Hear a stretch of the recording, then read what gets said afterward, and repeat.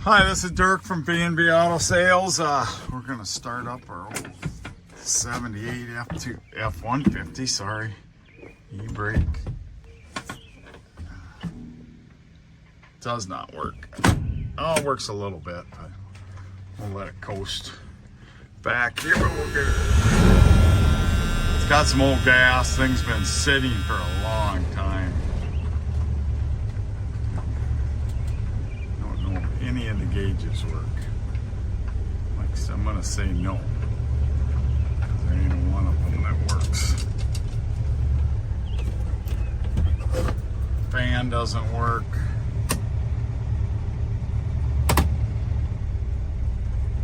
Might be good to say most everything doesn't work out. Let's see if the wipers work. By God, the wipers work. And we'll check the lights. Horn works. So some stuff does work.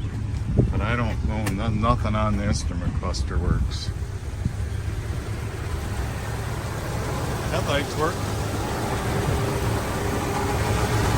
Doesn't run too bad. Like I said, you can smell the old gas in it. I think the guy got some new gas in there, and probably be okay because it does actually run pretty good.